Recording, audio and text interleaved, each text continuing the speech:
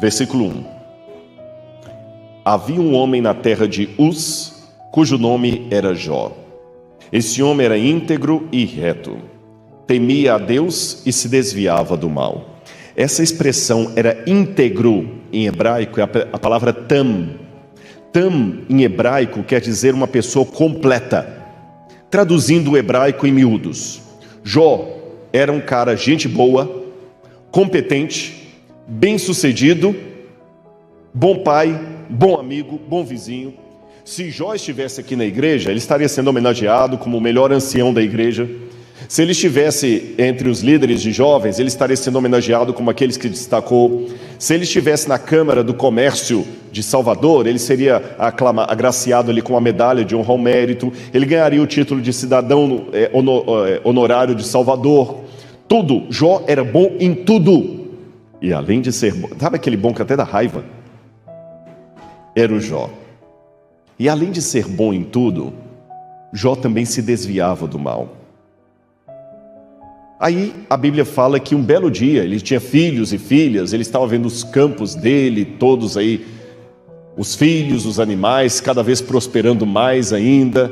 Jó era um homem feliz, a vida passava por ele, e ele tinha tanta preocupação em não perder o contato com Deus, que ele fazia sacrifícios em prol dos filhos quando esses tinham festas, para que não houvesse nenhum pecado ali.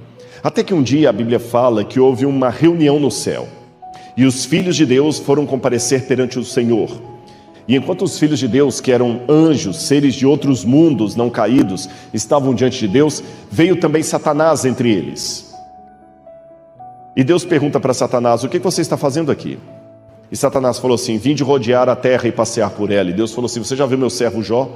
E Satanás fala assim: ele é seu servo porque o Senhor o compra com bênçãos. Tira tudo dele e eu quero ver se ele vai continuar abençoando o Senhor.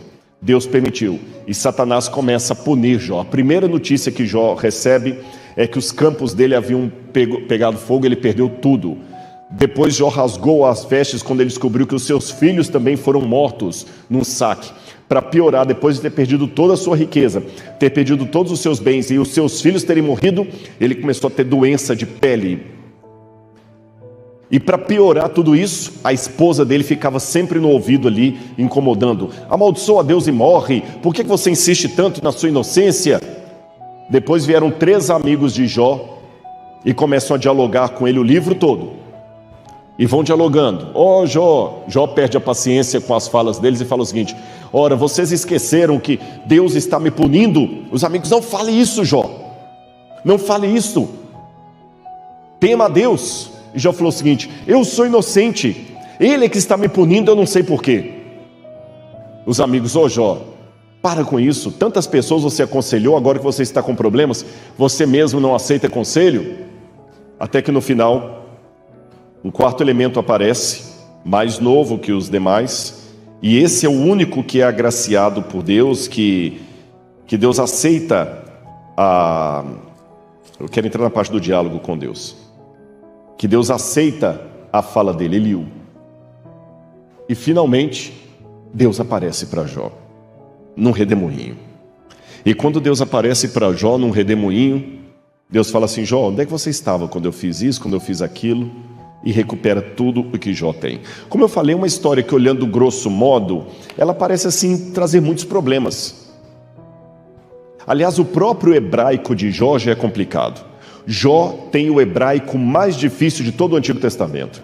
Quando São Jerônimo estava traduzindo a Vulgata Latina no 4º século, Jerônimo falava o seguinte, que o hebraico de Jó era escorregadio como lama. Porque tem frases e palavras que você pode ler de 2 maneiras. Por exemplo, eu sei que meu Redentor vive, no contexto pode ter o sentido de eu quero a redenção enquanto estou vivo. Muda completamente. Eu sei que meu Redentor vive é uma coisa, eu quero a redenção enquanto eu estou vivo, mudou tudo. É como se eu dissesse assim: fui à casa da minha avó que dava os fundos dela para o mar. Você está falando dos fundos de quem? Da casa? Esse é o hebraico de Jó, o tempo todo assim. Além disso, o outro problema que eu tinha com Jó é aquele que eu falei com vocês, parece que é uma aposta. Tem um filme muito antigo, Trocando as Bolas, eu não sei quem conhece, é uma comédia, que dois empresários fizeram um pacto de pegar um executivo e acabar com a vida dele para ir para a sarjeta, e pegar um homem da sarjeta e colocá-lo, só mudando a vida deles lá para ver. Acabou com a vida dos dois. E no final a aposta dos homens era de $1. Quer dizer, estamos brincando. E parece que é isso. Parece que Deus faz uma aposta com o diabo. Será que eu sou apenas isso? Um objeto de aposta entre Deus e Satanás? Será que é isso que eu sou? Outro problema que eu tenho com Jó.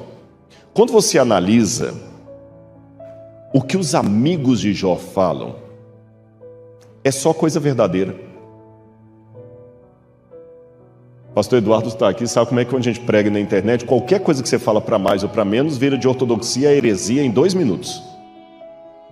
O problema é que quando eu pego a fala dos amigos de Jó, eu só vejo ortodoxia. Por que Deus pune se eles só falaram a verdade? Outro detalhe, será que Jó era tão paciente assim?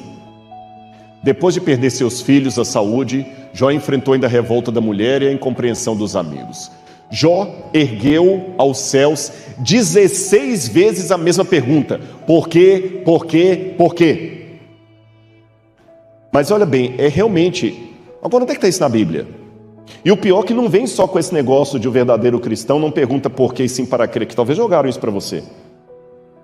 Vem também com uma gama que você não pode nunca questionar, senão você perdeu sua fé. Se questionar é pecado, então Jesus cometeu um pecado no último momento da vida dele, porque ele terminou o ministério na cruz do Calvário falando: Deus meu, por que me desamparaste? Elahi, Elahi, lama sabachthani. Deus meu, por que me desamparaste? Então Jesus perdeu a fé. Eu descobri que a Bíblia me dá o direito de fazer perguntas. É que existem 2 tipos de questionamento. Existe o questionamento de dúvida honesta, angústia, e o questionamento de desconfiança. São diferentes. Dúvida honesta: papai, por que o senhor está me batendo? O que eu fiz? Isso é uma dúvida honesta. Dúvida de desconfiança: você vai mesmo... Perceberam a diferença? A dúvida que ofende a Deus é a dúvida de desconfiança. Eu não confio em você, por isso que eu quero que você... Deixa comigo alguma coisa aqui para ter certeza que eu vou voltar. Deixa a sua carteirinha aqui que eu deixo você entrar. Isso é dúvida de... Você vai voltar mesmo? Desconfiança, eu não confio em você. Mas existe uma dúvida honesta, que é uma dúvida de desabafo. E você tem o direito. Aliás, uma das possibilidades etimológicas do significado do nome Jó, uma possibilidade, a gente não sabe com certeza absoluta, é que Jó em hebraico, Yov, seria uma palavra que vem do ugarítico e significa onde está meu pai. Seria um questionamento. E Jó 16 vezes faz a mesma pergunta: por quê, por quê, por quê? E para piorar, qual foi a resposta de Deus? Silêncio. Jó expôs a sua queixa 34 vezes. E quando você quer queixar, não, irmão, não fala isso. Mas por quê? Não fala. Você vai ofender a Deus. Eu arranco de você o direito de falar: está doendo, porque é de bom tom que o cristão está sempre impávido do colosso. Lembra que eu falei que os amigos de Jó são ortodoxos? Vamos ler algumas frases dos amigos de Jó. Algumas frases de Jó. Tu tens alguma satisfação em oprimir-me, afinal tu mesmo me criaste. Como podes rejeitar a obra das tuas mãos, enquanto sorris com aprovação para o plano do inimigo? A Bíblia é inspirada por Deus? Essa passagem foi inspirada por Deus? Vocês ficaram com medo de responder? Vou perguntar de novo. A Bíblia é inspirada por Deus? Toda palavra, toda escritura é inspirada por Deus. Então pergunto, isso aqui foi inspirado por Deus? Então Deus sorri com a aprovação do plano dos inimigos? Deus é um sádico? Mas está escrito ali, ó. Jó.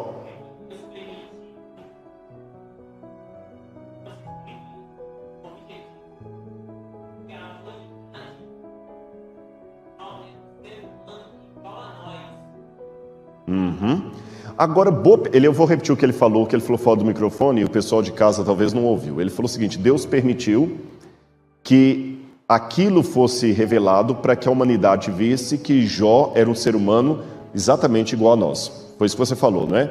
Correto, nota 10. Sabe qual que é o único problema? É pegar isso que você falou e colocar na prática. Porque sempre que alguém está com um problema, eu não deixo ele desabafar.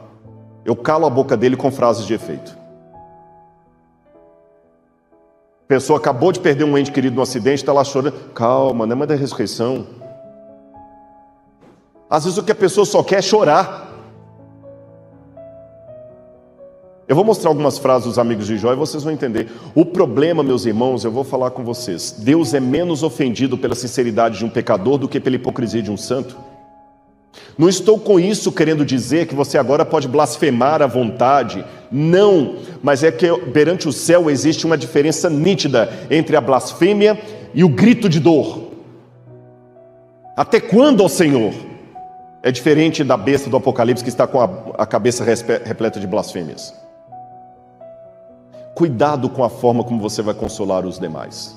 Olha outra fala de Jó. Entretanto se clamo injustiça, eis que não obtenho resposta. Grito por socorro, contudo não vejo justiça. É assim que acontece? Mas não é assim que você se sente? Há coisas que não são morais, mas são legais. Não era moral que Lúcifer tivesse o controle do planeta Terra, mas era legal que assim o fizesse, porque Adão e Eva passaram a procuração para ele. É meu, por isso que eu estou aqui no lugar de Adão e o Senhor quer me impedir de entrar no céu. E Deus tinha que engolir aquilo ali. Aí como é que Deus respondeu à acusação de Satanás? Quem era o acusado então? Deus, não era Jó. Jó era o objeto da demanda. Jó era o dinheiro que eu quero receber, o Senhor não me paga. Aí qual foi a resposta de Deus? Você já viu meu servo Jó?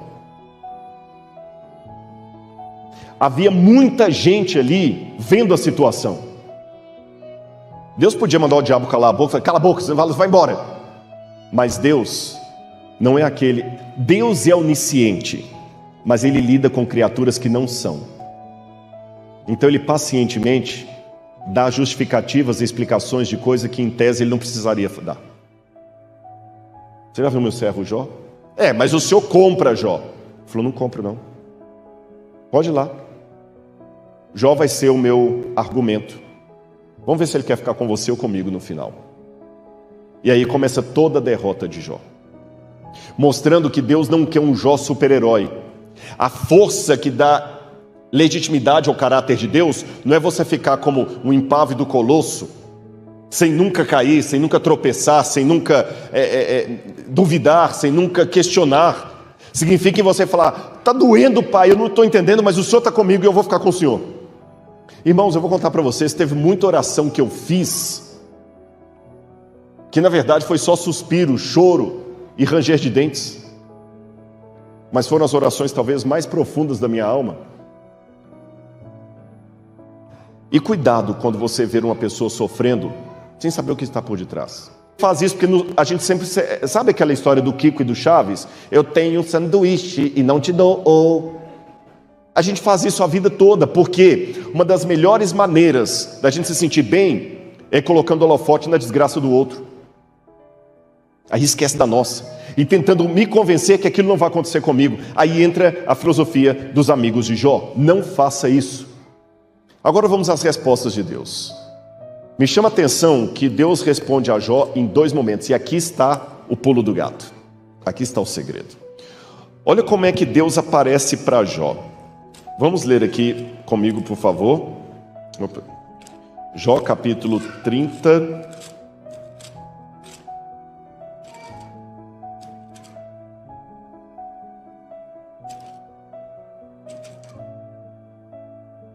Só um segundo aqui. Jó capítulo 38, versículo 1. Então, do meio de um redemoinho, o Senhor respondeu a Jó dizendo... Gente, é porque a gente está acostumado com o humor brasileiro. Você sabe que o humor varia de canto para canto, de país para país, de época para época. Os Trapalhões da minha época de infância não fariam sucesso nenhum hoje. Tanto é que tentaram fazer uma repaginada, não deu certo. O humor muda. O humor de stand-up americano é diferente de humor do Zorra Total, que é diferente do humor do Charlie Chaplin. O humor bíblico está aqui nessa parte. Rodrigo, quer dizer que a Bíblia é um livro de piada? Não, mas o humor é um tipo de sabedoria que a Bíblia admite. Quando diz que Deus apareceu para Jó do meio de um redemoinho, isso era engraçado. Para a visão de quem vive no deserto, é uma imagem engraçada. Caótica, mas cômica. E Deus começa a mostrar: pois é, Jó, você que está querendo me questionar, olha isso aqui, quem fez? Você sabe onde é que eu estava? Onde é que você estava quando eu fiz aquele ali? Eu não lembro de ter te visto lá. Só pergunta irônica. Que Jó aprendeu a lição que eu tomo para a minha vida: não discuta com um especialista. De manhã eu falei aqui para os que estavam, ouviram? Se tem uma coisa que o doutorado ensina você, se você for sábio, é quão ignorante você é. Quando o cara faz doutorado e ele se acha demais, ele não fez doutorado. Ele recebeu um diploma. Porque quando você faz um doutorado de verdade, a primeira coisa que você descobre: gente, como tem um monte de coisa que eu não domino. Aí quando Deus volta dessa viagem que mostra a ignorância de Jó, vamos ver aqui. Capítulo 40. O Senhor disse mais a Jó: será que alguém usa de censuras pode discutir com o Todo-Poderoso? Que responda isto aquele que critica a Deus. Então Jó respondeu ao Senhor e disse: sou indigno, que te responderia eu? Ponho a mão sobre a boca uma vez e falei, e não direi mais nada. Aliás, 2 vezes, porém não prosseguirei. Acabou o livro. Não, acabou não. Verso seguinte, verso 6. Então o Senhor, do meio de um redemoinho, respondeu a Jó e disse: cinge os lombos como homem. Esse cinge os lombos é uma expressão idiomática para prepara para uma viagem. Porque quando eles iam viajar, eles pegavam e amarravam aqui um cinto com um monte de apetrecho para levar na viagem. Então cingir os lombos é levantar, é como falar assim: pé na tábua. Gostou do passeio? Viu como é que você é ignorante? Está satisfeito? Estou, sim, senhor. Não tem mais nada para me perguntar? Não, não, senhor. Eu já botei a mão na boca uma vez, 2 vezes, não falo mais nada. Quem sou eu para discutir com o senhor? Está tudo bem. Te respondi tudo? Sim, senhor. Você viu que tem coisas que você não entende, Jó? Vi, sim, senhor. Você viu que não adianta discutir com um especialista? Vi, sim, senhor. Mas tem uma coisa que eu não te respondi ainda. O que, senhor? Aqui eu estou parafraseando, né? E o seu sofrimento? Porque mesmo que você não deva discutir com um especialista, na hora que a dor aperta, você falou: doutor, mas não tem um remedinho para poder parar? Não estou aguentando, o tratamento não está funcionando, doutor, que continua doendo. Você não impede? Faz alguma coisa para atender o que eu estou pedindo? Eu sei que o Senhor é todo poderoso, mas por favor, Senhor, se tiver 10 naquela cidade lá, muda. Eu sei que Deus não muda, diz a Bíblia, mas Abraão pede: mas muda, Senhor, não destrói Sodoma se tiver 10 lá não. Volta atrás, perdoa esse povo, Senhor. Você quer saber agora sobre o seu sofrimento, Jó? Por que você está nessa? Monta aqui de novo. Senhor, não precisa não. Vem. E quando Deus monta, dessa vez, Deus não vai fazer um monte de perguntas para Jó. Deus vai mostrar 2 criaturas terríveis para ele: o Behemoth e o Leviatã, que tragicamente traduziram por crocodilo e hipopótamo. Eu prefiro entender o Behemoth e o Leviatã como 2 monstros indenomináveis, como se fosse um monstro marinho e um monstro da terra. 2 monstros caóticos.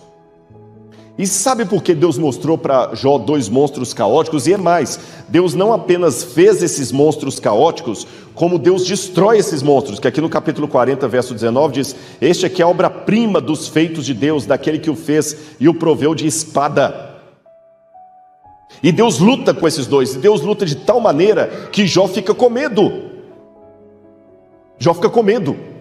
Até então ele ficou admirado, sem dar respostas com Deus. Agora ele ficou apavorado. Na primeira carona, Jó ficou admirado. Intelectualmente resolveu o problema do sofrimento. Mas na segunda, o coração ficou tremendo de medo. Jó ficou apavorado e Deus lutava com aqueles dois monstros e tentava segurá-los. E até parece, quando você lê nas entrelinhas do livro de Jó, desculpem, não é nenhuma blasfêmia não, parece que até o próprio Deus estava com dificuldade de manipular aqueles dois monstros ali. O texto dá a entender isso. E Deus falou, está entendendo isso aqui, Jó? E por que Deus mostra dois monstros? Lembre, Leviatã, serpente do mar. Behemoth, monstro da terra. Um monstro do mar, um monstro da terra. Te lembra alguma coisa? Apocalipse 13. Por que lá no Apocalipse aparece de novo um monstro do mar e um monstro da terra, igual o Jó? Quando eu vou na cultura ugarítica, eu noto em vários povos em volta de Israel a simbologia do mal como sendo dois monstros.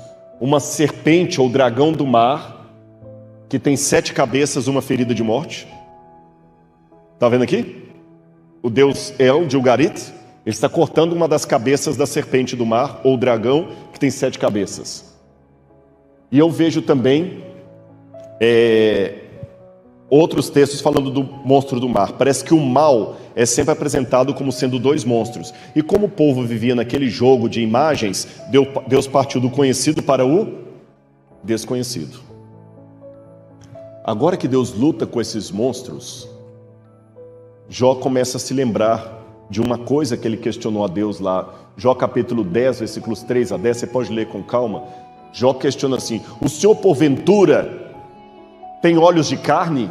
O Senhor enxerga como os mortais? Nesse capítulo 10, Jó, ele questiona assim, para o Senhor é fácil o Senhor falar para eu ter paciência no sofrimento? O Senhor não está experimentando o pecado na carne, o sofrimento na pele como eu sofro? Para o Senhor não tem canseira? No final, Deus mostra, tem canseira sim. E olha o que Jó diz no capítulo 42, verso 5, depois da batalha final de Deus contra os dois monstros. Eu te conhecia só de ouvir, mas agora os meus olhos te contemplam. Para Jó poder contemplar os olhos de Deus e a face de Deus, Deus teve que se diminuir. E ele se diminuiu. E o Verbo se fez carne e habitou no meio de nós. Ele lutou contra os dois monstros na cruz do Calvário. Você fala, Jó, que eu não sei o que é o sofrimento. Eu vou mostrar que eu sei. Na cruz do Calvário, meus irmãos, Jesus pagou o preço eterno pelos nossos pecados. E Jesus vai ficar por toda a eternidade preso a um corpo humano. Sabiam disso? Muitas pessoas pensam que Jesus morreu na cruz do Calvário, ressuscitou, voltou para o céu bonitinho e tudo mais. Qual era a característica do preço pago na cruz? Por que tinha que ser Jesus para morrer na cruz e não um anjo? Quem sabe essa resposta? Qual que era o tipo do preço que tinha que ser pago na cruz? Pois é, mas se fosse derramamento de sangue, você está certa na resposta, mas deixa eu provocar. Derramamento de sangue, os bodes também e as ovelhas também tinham derramamento de sangue. Mas por que aquele derramamento de sangue não era o suficiente? Não só isso, ser um cordeiro perfeito, um anjo sem pecado também seria perfeito. Morte eterna, o sacrifício tinha que ser eterno. Morte eterna, porque o pecado trouxe para o mundo morte eterna. A morte que nós experimentamos, o sono da morte, é uma morte temporária. É apenas uma consequência, como espirrar, como envelhecer. A morte que o pecado trouxe, que o diabo queria nos aprisionar, é a morte de consequência eterna. Se é morte eterna, eu vou fazer uma pergunta filosófica para vocês. Como pode um Deus eterno, sinceramente, morrer? Se Deus é Deus e não pode perder a eternidade dele, como é que pode um Deus eterno morrer de verdade? Se ele é eterno, não é correto teologicamente falar, dizer que Jesus perdeu os dons dele, porque Jesus não tem como deixar de ser Deus. As marcas vão ficar eternamente. E como é que elas ficam eternamente? Sabe o único jeito? se ele voluntariamente aceitar. Imagine por um instante que a sua salvação dependa da minha cegueira. Eu tenho que ficar cego para você ser salvo. Eu tenho que ficar cego para você ser salvo. Mas a minha visão é divina. Eu não tenho como perder a minha capacidade de enxergar, mas eu amo tanto você que sabe como eu faço para que eu seja cego e você possa ser salvo? Voluntariamente, eu fecho os meus olhos. Estou enxergando? Não ouvi, estou enxergando? Mas eu perdi minha capacidade de enxergar? Não. Só que a cegueira voluntária é pior do que a cegueira física, porque a física você perdeu os olhos, não tem o que fazer. A voluntária não, você de propósito fecha os olhos para toda a eternidade. Jesus, de propósito, aceitou morrer por toda a eternidade. E como pode um Deus eterno sinceramente morrer? Ele vai ficar por toda a eternidade preso a um corpo humano. Pega Jesus, que vivia na forma de Deus, para viver para sempre num corpo glorificado humano. Para sempre, não que ele perdeu, ele vai ficar para sempre, acabou. É o preço que ele pagou para a gente ir para o céu. Tende em vós, diz o livro de Filipenses, tende em vós o mesmo sentimento que houve em Cristo Jesus. Porque vivendo na forma de Deus, não julgou como usurpação ser igual a Deus. Antes a si mesmo se esvaziou, desceu o degrau, assumindo a forma de servo, vivendo entre os homens como servo, e aceitando a morte, e morte de cruz. Por isso Deus o exaltou sobremaneira. Ele deu um nome que está acima de todo nome. Espera aí, Jesus não é Deus? Você tem alguma coisa que você pode atribuir a Deus? Por que o Pai dá um nome para ele se ele já é Deus? Você tem uma credencial da associação que você já é pastor. Agora imagina que o desbravador fala assim: olha, pastor Eduardo, por tudo que você fez aqui, nós vamos te dar o título honoris causa de pastor da igreja adventista. Fala, obrigado, mas eu já tenho uma credencial no bolso. Se Jesus é Deus, por que o Pai dá um nome acima de todo nome se ele já tinha? Sabe por quê? Antes da cruz, Jesus era Deus por natureza. Depois da cruz, ele é Deus por causa honrosa. Ele é Deus e merece ser Deus. Se houvesse eleição para Deus no universo, Jesus era o único que se candidataria, porque ele continuou tendo a nobreza e o caráter de Deus, mesmo sem usar os poderes de Deus. E para terminar, raciocine comigo. Se há um grande conflito entre Deus e o diabo, Deus não lutou como Deus. Eu sei que isso assusta alguns. Se Deus lutasse como Deus, haveria batalha? Haveria um massacre. E até onde eu saiba, aquele livro da Casa Publicadora Brasileira chama-se O Grande Conflito, não O Grande Massacre. Para que haja grande conflito, Deus não lutou usando os poderes de Deus. Se ele lutasse com os poderes, nem teria luta, gente, nem teria luta. Teria um... acabou. Se tem conflito, é porque ele venceu o diabo com o seu caráter, mais do que com o seu raio mortal. E é esse caráter que levou Jesus a amar tanto você, que vai ficar para sempre preso a um corpo humano. Por isso que naquela luta com os dois seres do mal, os dois monstros, ele saiu machucado e falou: Jó, tá vendo que eu entendo o que é sofrer?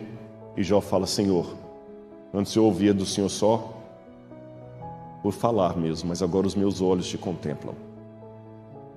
Por favor, no seu sofrimento, na sua dor, deixe os seus olhos também contemplarem a Deus. Tem um conflito por detrás que nós não entendemos todas as nuances dele, mas o céu está batalhando ao nosso favor. E a história em breve terminará, pecados e pecadores não mais existirão, e o universo a uma só voz ecoará dizendo: Deus é amor. Que Deus abençoe.